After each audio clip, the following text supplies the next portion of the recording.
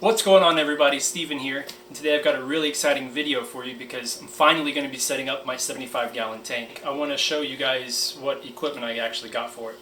For the substrate, I'm going with Eco Complete. I have two different colors, mainly because the fish store only had 2 bags of black, so I went ahead and got red. I'm just going to mix the two colors together. I think it's going to look okay, but we'll see. The thing I like about the Eco Complete was because it has bacteria already in the substrate, so it should help cycle the tank pretty quickly and get that started. So for my filtration, I've never done bubble filters before, but they're super cheap, and I'm going to give those a try. I've heard great things about them. These are actually from Aquarium Co-op, which I actually got pretty much all my stuff from. They're an amazing fish store. They ship very quick out of Washington, so I get all of my live plants through them as well. But this bubble filter is super simple construction, and like this is it. This is the whole thing. It has a nice weighted base, so it'll sink immediately. You don't have to worry about trying to weight it down with anything. And it's all you have to do is put an air stone inside of it. Get this off. And as the bubbles go up, it actually pulls water in through the filter on the side. So it's a super simple, not much to break about this. I went ahead and got 2 of them for this fish tank. I think I can get away with doing the bubble filters as long as I keep up with my water changes.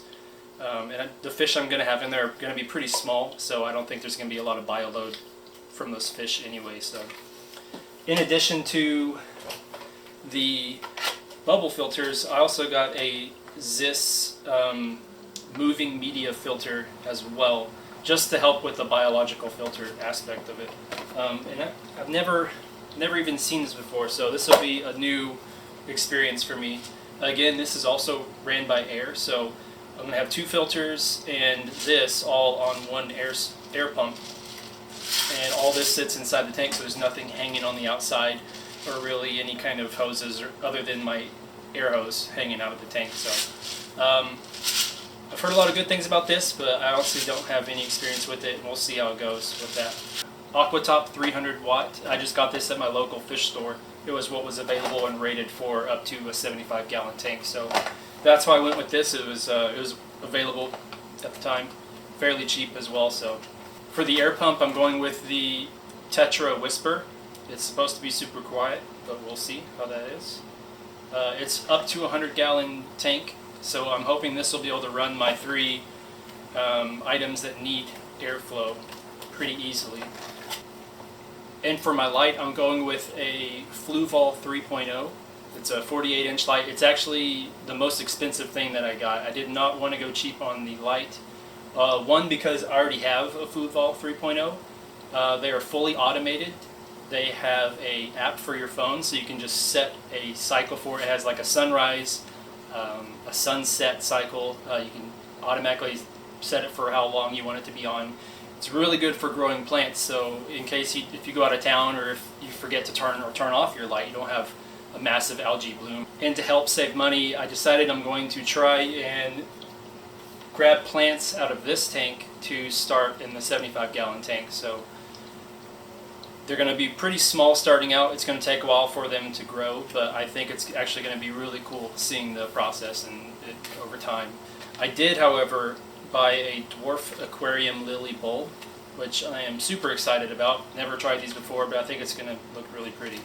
And last but not least, I do have an awesome piece of driftwood. I've been soaking it over the last week and changing the water every day, trying to get all of the tannins to leak out of the wood. And also got some dragonstone as well, so without further ado, let's roll that beautiful bean footage.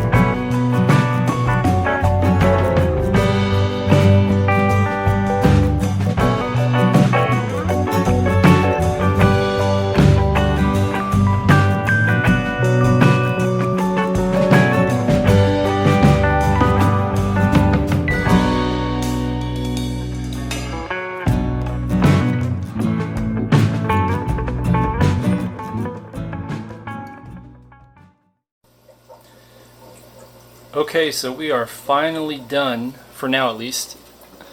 Just want to show you guys kind of a little bit closer thing here. So here's the two bubble filters. I've got them. I have to do a little bit more research and figure out what the best flow would be for that, for the bubbles. I think that's pretty good so far on those. The Zis filter in the back, I don't know if I actually have enough airflow to properly run that, so I need to also look that up a little bit. It's also super loud. This whole setup is a little bit louder than I would have liked, but I'm pretty pleased with the way everything turned out. I'm sure you saw in the beginning of the video, I want to put a backing on that, kind of like I have in my other tank here, so that way it kind of hides the cables and everything, makes it look a little nicer. I just failed miserably at doing that. I'm gonna have to get some other wrapping paper or something for that, I think. But all of these plants I took from the 55 gallons, so it looks pretty sparse in here right now, but I think over a few months this should fill out really nicely. This is my first attempt at kind of doing a semi-aquascape thing. I'm pretty happy with the way it turned out. The rocks look pretty cool. I tried to plant a bunch of grass and stuff around those. I think that would look pretty nice, having a field of grass right there. Trying to propagate some more of these Bacopas as well. Sorry for all the bubbles right now. This tank should settle out over the next day or two. Also grab some moss. Since I do intend to put shrimp in here, that'll be a really good first place for them to hide. Try grabbing some Anubias as well, and Anubias Nana Petite, as you can see up there. And I got some other grasses in the back here. I did plant a dwarf aquarium lily, I think is what it's called, which should fill out really nicely back there. And I've got a couple crypts as well, which I'll show you the crypts. So far, the crypts has been my absolute favorite plant. That's actually this guy right here. So they should pop up like that and actually send out little streamers, or runners as they're called, under the substrate to pop up additional plants. And that's kind of where I harvested the other ones to put in here. So what am I actually putting in this tank? Well, I think I've narrowed it down to a few things. I would like to put some blue velvet shrimp in here. Since I've got cherry shrimp in the other one, the blue velvet shrimp will look really nice in here. I also want to put orange laser Corydoras. That would look really cool in here as well. And I think for the actual main fish, I'm just going to go with the Praecox rainbow fish, which is a dwarf neon rainbow fish. Once all the plants kind of grow out some more, I think they will look really nice in here. And I might try and grab a couple plecos, some special fish to put in here. But probably I'm going to let this tank run for at least 3 weeks before I even look at adding fish to it. I want to make sure it's all nice and settled. I did treat the water as I put it in with some dechlorinator, but the substrate already had a bunch of beneficial bacteria. The plants are going to bring some over as well, but I just want to give that time to kind of grow and establish a really nice healthy tank before I add any fish in there. So hope you guys enjoyed this video. I am super excited to get it up and running, and I am also excited to kind of give like a 3-month update, 6-month update kind of as we go on. I'll do another video when I start adding fish to it, so you guys can be a part of that process as well. Thanks for tuning in. Have a good one.